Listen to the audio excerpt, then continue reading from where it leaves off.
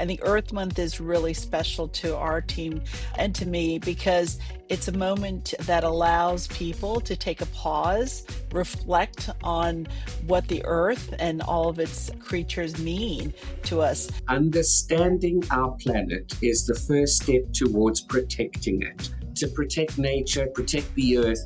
We do it all year round, but Earth Month gives us that opportunity to showcase those efforts. This is pure magic, I would say.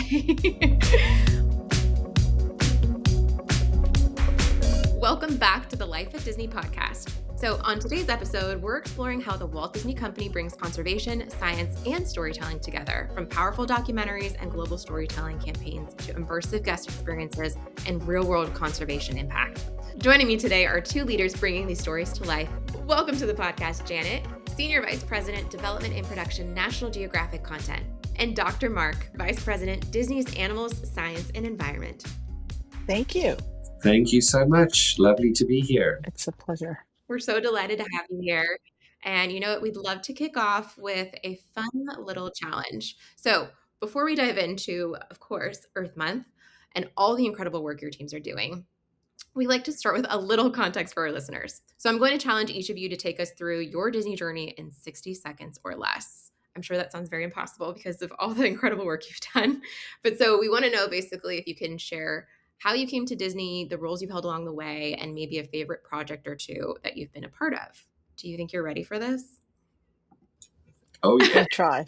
Who wants to go first? I want to know, Janet or Dr. Mark? No, should we do paper, scissors, rock? Oh, I think Dr. Mark, Janet was encouraging you there, to say the least. I'm happy to start. And so time me, I'd love to hear where we land because Janet and I are very competitive, you know. Okay, let me start the timer. Here we go. Ready? 3, 2, 1. Dr. Mark, go. My Disney journey is rather different. I come from South Africa. I was working as a veterinarian in South Africa with Disney folks doing vasectomies on elephant bulls, of all things. And I served as president of the World Association of Zoos and Aquariums and got to work with Disney folks there as well. And one thing led to another, and I was approached about taking this opportunity. And I have been with the company now 14 amazing years, protecting wildlife, taking great care of animals, and giving guests unforgettable, memorable experiences. In 42... if we round 43 seconds, you did that. Wow, that's incredible. And Dr. Mark, I actually am celebrating 14 years with the company this year too. So we're in good, this is good company. I love this already. Lovely. Okay. All right. Okay. So Janet, I mean, we got a 43-second on the counter for Dr. Mark. Are you ready for this?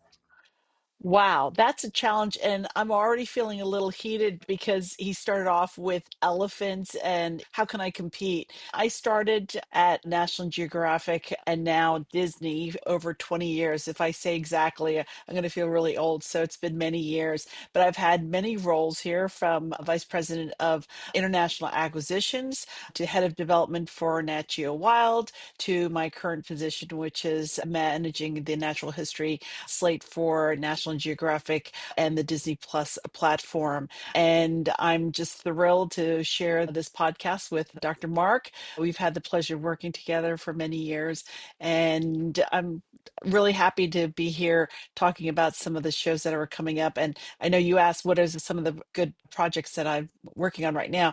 The project that I'm really proud of right now is Secrets of the Bees, which is actually a feature for Earth Day. So with that, I'll turn it back. How did I do? Okay, you literally hit like a minute. That was Oh. perfect. I think I was so enthralled with what you were saying that I think it might have actually been 59 seconds. The team will have to keep me honest.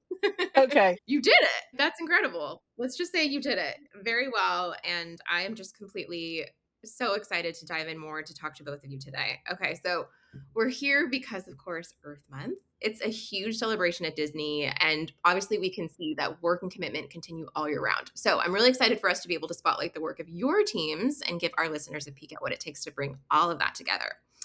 I have a question to start. How do your teams think about Earth Month as both a celebration and a call to action? Shall I start with this one, Janet?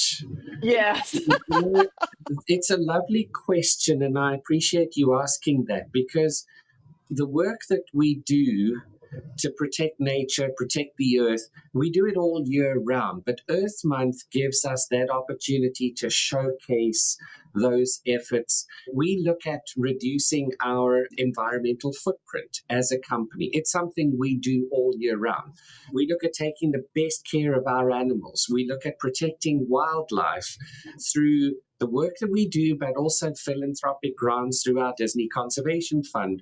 All of these things we do because we want Disney to be the place that inspires a lifelong love of nature. And Earth Month is how we showcase that.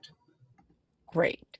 For us, it's very similar to Dr. Mark's team. We're always talking about animals. Animals are the subject of all of our films, especially on my team. So it's a 24-hour theme that we work with. I think Earth Month is really special to our team and to me because it's a moment I feel like that allows people to take a pause, reflect on what the earth and all of its creatures mean to us. And so it's like the birthday for the earth. So it's a wonderful time to celebrate and just take all the beauty and the aspects of it and really appreciate them. Like us, we celebrate everyone's birthday once a year, and it's a time for reflection. It's a time to be appreciative. It's a time to say thank you and wishing them a great future. So I feel like Earth Month or Earth Day is the same thing. We're just celebrating the Earth's birthday and appreciating it. I don't think I thought about it like that before, but the Earth's birthday, I really love that. Okay, another thing, Janet, I think you're getting up there with Dr. Mark. I just celebrated my birthday, so I'm feeling like the celebrations, all of that. I have 14 years in common with Dr. Mark, so I'm loving this so much already. But I think really also Excellent. too with Dr. Mark, you said the lifelong love of nature. I love that inspiring just point of view through all of this. So National Geographic has a long legacy of science driven, purpose led storytelling. How do you think about honoring that legacy while continuing to evolve within the broader Disney ecosystem?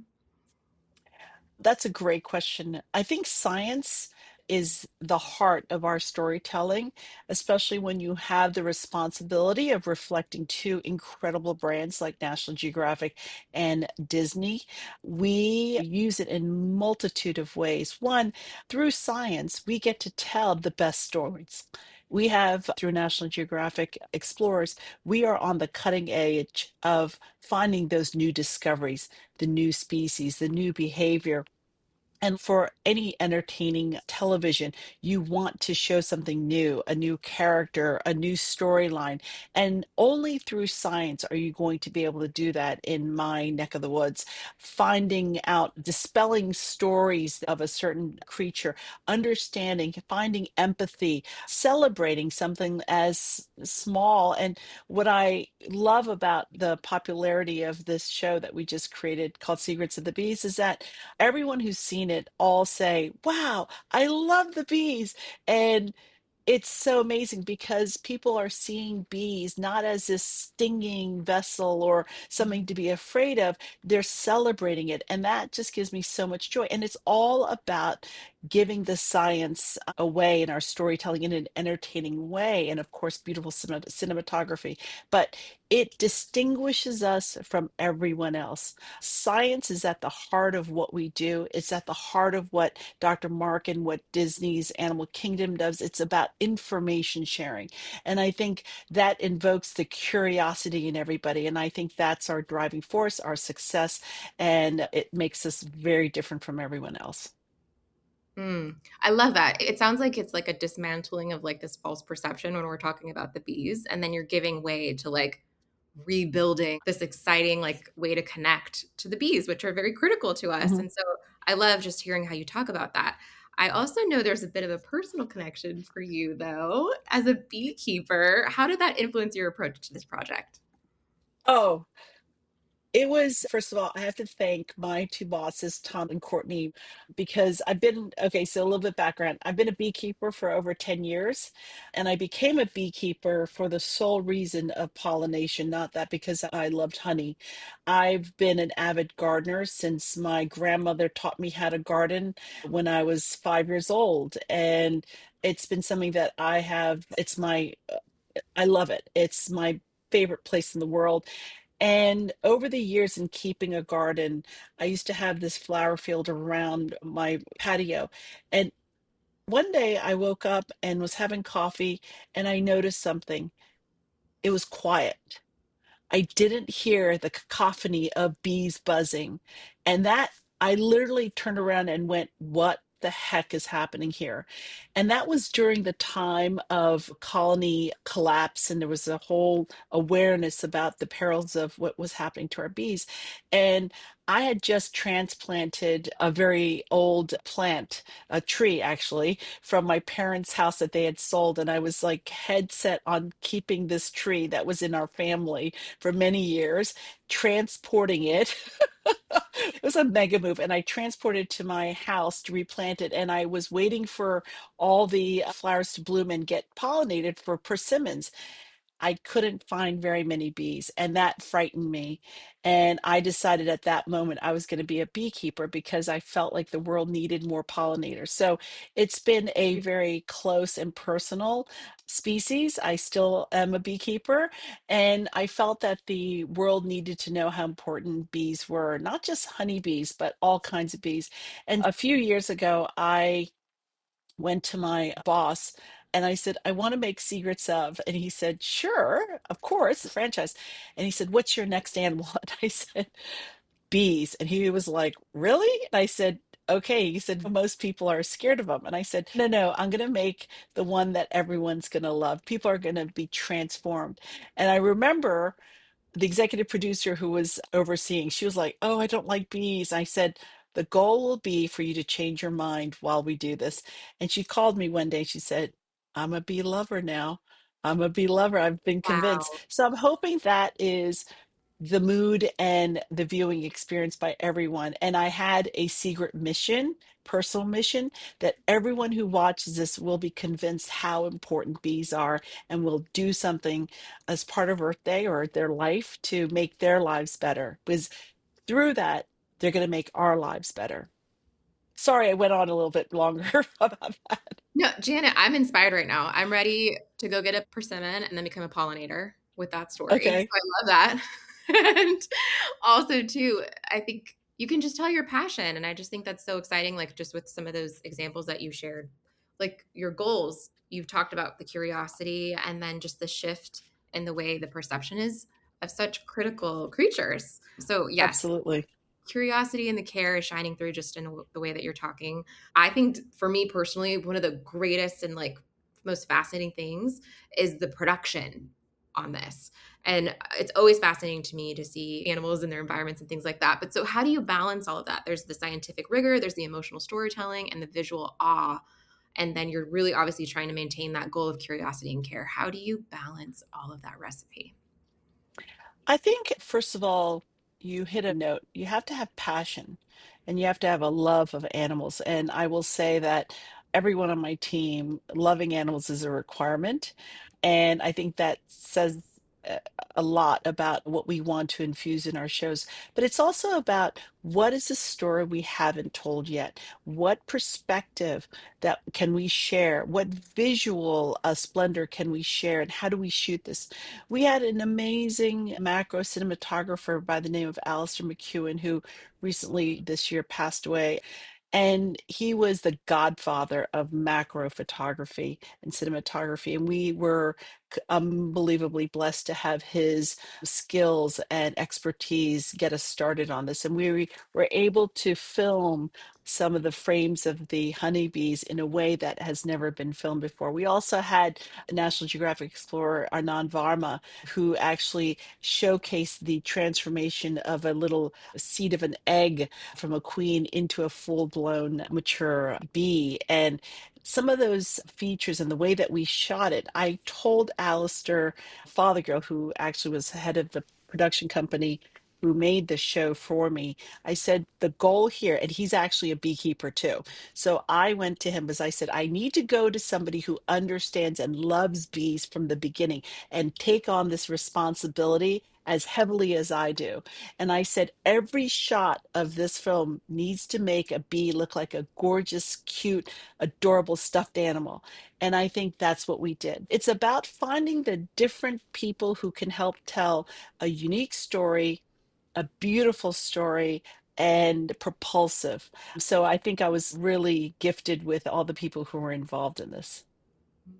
I was going to say, Janet, I think there's some competition now for Winnie the Pooh. Is that what I'm hearing? You want a plush of bees out there? Yeah.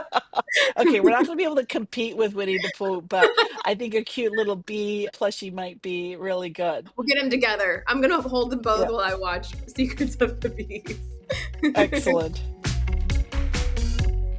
Joining us now for a special segment is National Geographic explorer Dr. Sammy Ramsey, an entomologist featured in Secrets of the Bees for his expertise in bees and pollinator pandemics. Hi, everybody. I'm Dr. Sammy, your friendly neighborhood entomologist, and that really just means I get to play with bugs and people give me money for it. It's pretty incredible. So a long time ago, millions and millions and millions of years ago, all of the plants just reproduced basically with pine cones. It was just kind of their thing. They would shake their pine cones in the air. It would release a huge amount of pollen. That pollen would hopefully land on another plant of the same species, but most of it wouldn't. And it was a huge waste of energy. And then one enterprising pine-bearing plant one day just produced a blob of nectar that was near where all the pollen was. And by attracting an insect to feed on that nectar, it also got coated in pollen and was able to move that from plant to plant. All of the plants pretty much now have some system of pollination that uses the assistance of other organisms to get their pollen from one location to the next. And that means the vast majority of food in our food systems are connected to pollination. And bees are the creatures that have gone all in on pollination. And if we don't take good care of them, if we happen to lose them for some reason or another, we have lost a huge proportion of our food. $220 billion of the world economy is based on the food that is pollinated by these insects. And so we really need to pay attention when they're not doing well. I was really excited to work on this project with National Geographic Explorer at Large, James Cameron, and seeing how he took all of the exciting, whimsical things that he's done in the past and used that as a lens to refine what could easily be a subject that's not that engaging. I mean, people see bugs all the time and don't give them a lot of thought, but he was able to really show you these up close and personal images and videos of these creatures that is absolutely mind-blowing. And to get to be a part of this myself was really incredible because I could talk back and forth and have those moments of saying, well, it'd be really cool if we could show this. It's just been so remarkable to work with a community, a staff of, there were over 100 people working on this documentary in one way or another, and seeing how all of them were using their skill sets to kind of build this out in a way that made it feel like I was working as a part of a hive.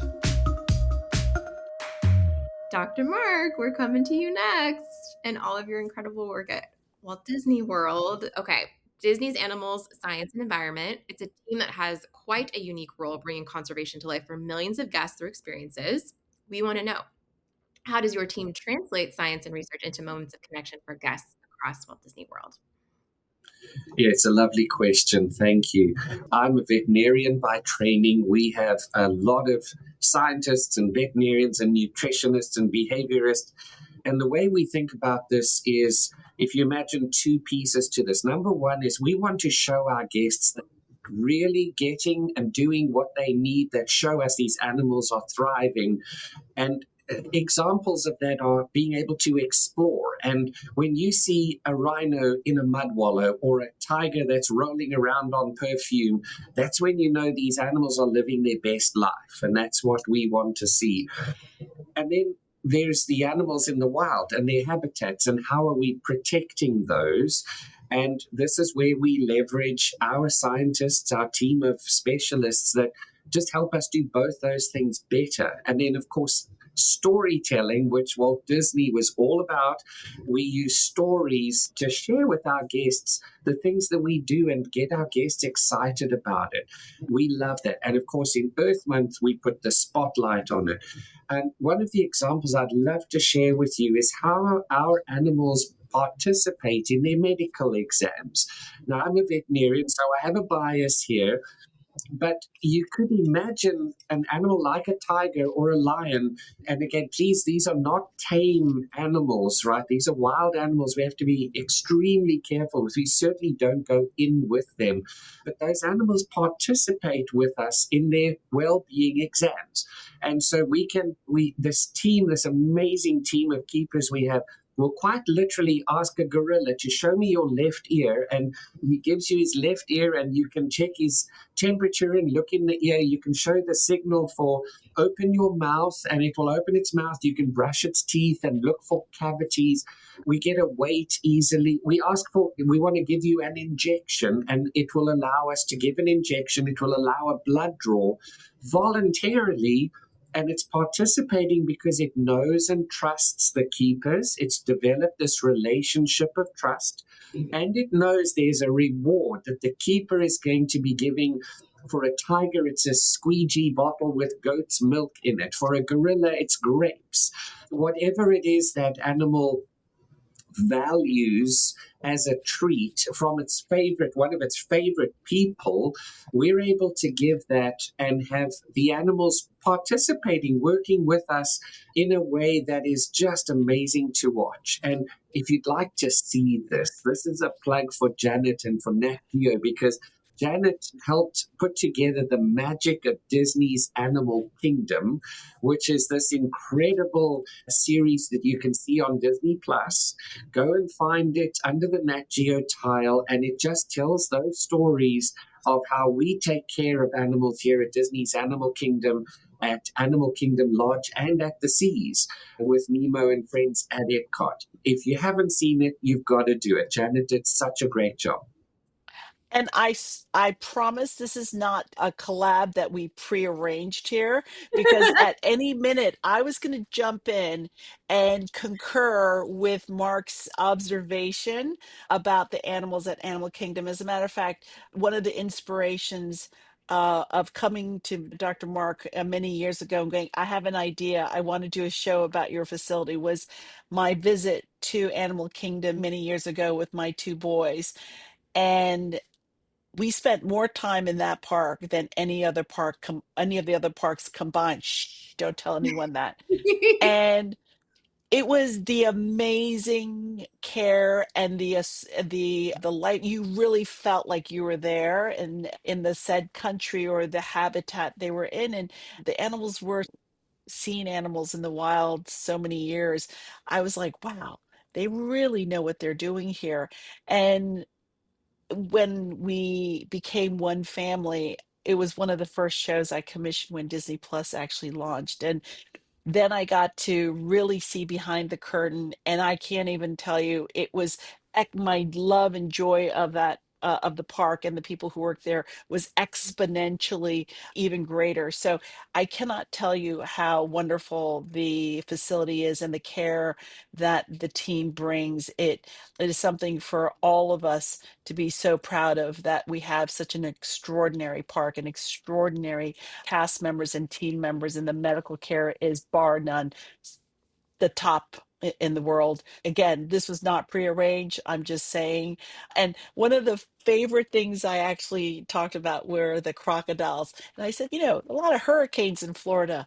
What do you do with them? And they're like, oh, they come. I'm like, what? No, the crocodiles call back and they listen to the keeper to all go inside when the hurricane warnings come. And I said, wow, I almost want to go to the park during a hurricane just to see that. I probably shouldn't. Disney security will probably be mad, but just to see that, I want to be there in a hurricane. And that just shows the kind of care. And because, again, without the trust and the care, no animal is going to follow instructions. So that just is a testament. Oh, I am someone who has been going to Animal Kingdom for maybe 10 years pretty consistently. And I will say that it blew me away. And I've always needed to go whenever I go to Walt Disney World because the safari, the gorillas, I literally, the first time I ever saw them, these are creatures you never get to see sometimes for people. And this is their introduction, and the love and the level of detail and everything that you're talking about is just inspiring. And yeah, I was a kid that grew up on Tarzan, and so I loved gorillas. And then you get to go and see them in these environments. And so thank you for what you do and the level of care that you bring to what you do, because it's just, it as a kid who grew up on movies and then gets to see in life is so cool. And then all the work that you continue to do to create more content and more, just, yeah, more love for animals and the earth. Happy birthday, earth, as we say. As now I will say because of you. So I also, as I was talking about movies, one of the most powerful things about Disney is the ability to connect storytelling, experiences, and action. How do teams like National Geographic and Disney's Animals, Science, and Environment collaborate to amplify shared goals? Pretty much we touched on this in the content, but is there anything else that you want to talk to us about? Mark, do you want to take a stab?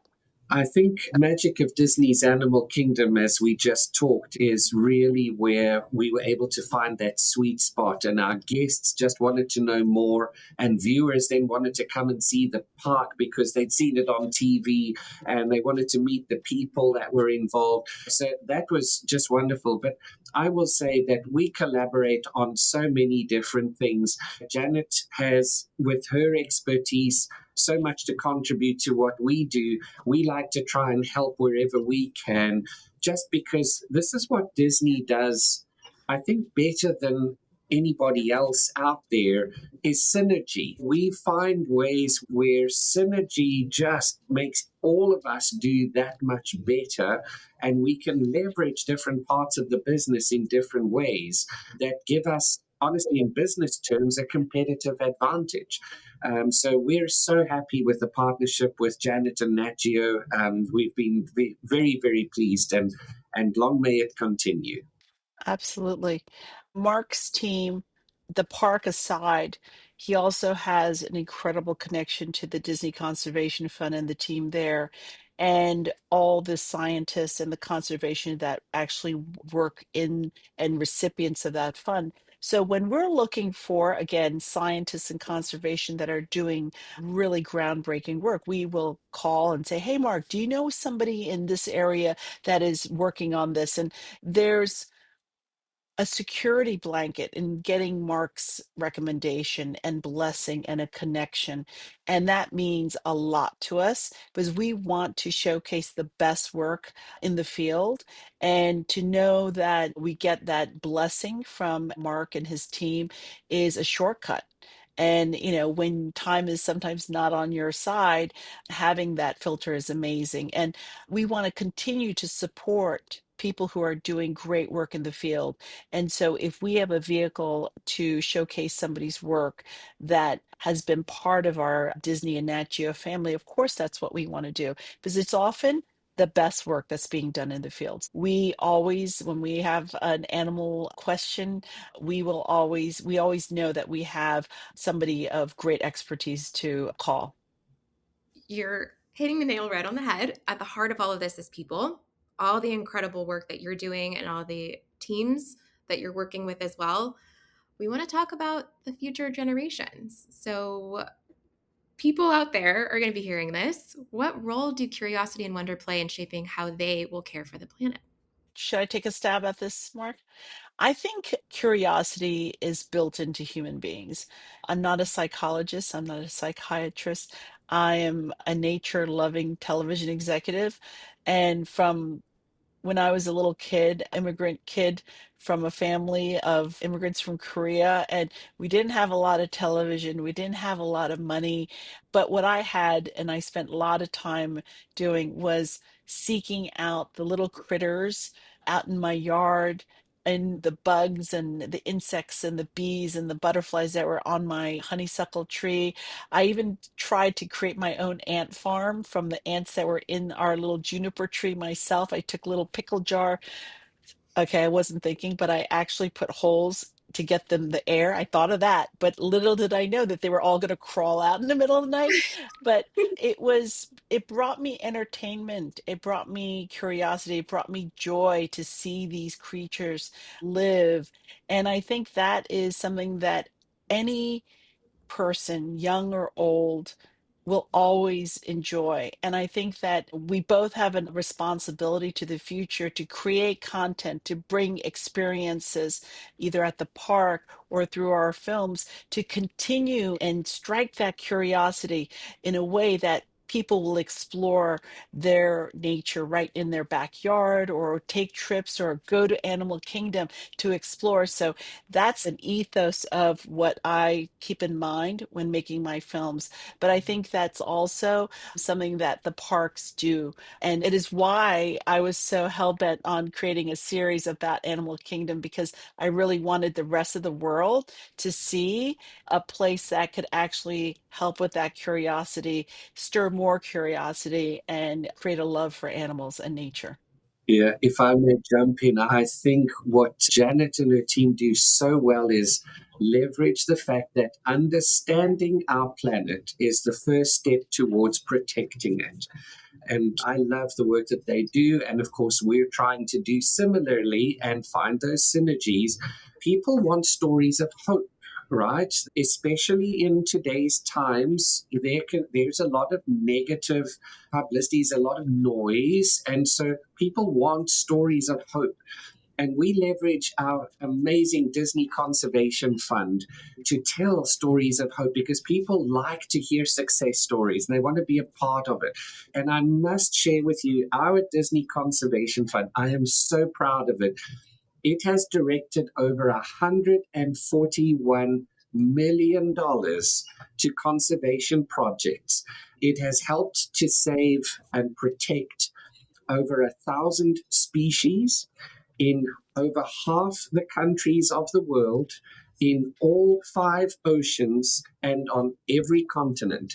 How can you not feel so proud of the Disney Conservation Fund? And of course, Earth Month gives us that opportunity to showcase the fund. And this year we're celebrating its 30th anniversary. Oh, an anniversary, a birthday. This is pure magic, I would say. Well, thank you both so much for sharing your insights and for the work you and your teams do to inspire care for our planet. I truly am ready to go watch, listen, and then also pack my bags to go learn even more about the earth, I promise. Thank you again for just the inspiring conversation, because it really is. It's a reminder that understanding our world is the first step towards protecting it. And as we know, Disney continues to find powerful ways to help people make that connection. And I can't say it enough that I'm so grateful to you for deconstructing a little bit of false perceptions and rebuilding and connecting us and inspiring us to be curious and just appreciate each other in the world. So thank you. Thank you both. Thank you for allowing us to come together. And Mark, it's great seeing you as always. Absolute pleasure seeing both of you. Thank you. Let's do it again sometime. But happy Earth Month, happy Earth Day, and happy anniversary to the Disney Conservation Fund. Great. And happy birthday, Earth. Thank you for listening to today's episode. Be sure to subscribe wherever you listen to podcasts to catch our next episode. And if you want to learn more about working at Disney, follow Disney Careers on social media or visit disneycareers.com. We'll see you real soon. The Life at Disney podcast is produced by Jaron Kaufman and Sarah Monnier. Editing by Brandon Colon. Social promotions by Hannah Butler. Design and graphics by Delaney Regnier. Music arranged and produced by Nat Young Music Group Incorporated. A special thank you to the teams at National Geographic and Disney's Animals, Science, and Environment.